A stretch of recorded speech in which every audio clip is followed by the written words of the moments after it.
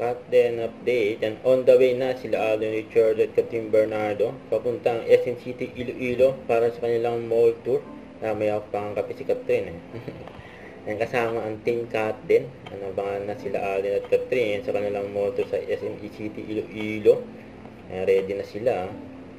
Nakabang na yung mga Cut din pa. Siyempre, ito sa post ng Star Cinema. See you soon, Joy and Ethan. Don't miss the chance to meet Catherine Bernardo and Alden Richard later at 5 p.m. at SM City, Iloilo. Yun, no?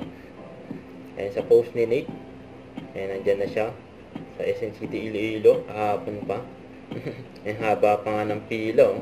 Nag-aabang sa Cut din. Grabe yun. Excited na sila. Nakita ang Cut din. And pasyal-pasyal muna siya dyan. Kaya naghihintay na yung mga fans ng Cut din dyan sa SM City, Iloilo. May nagpa-picture pa nga sa Cut din na bata. Sabi, si Nina ang Catherine again after many years. You know, tapos in-interview ng Cut din ni MJ Marpori.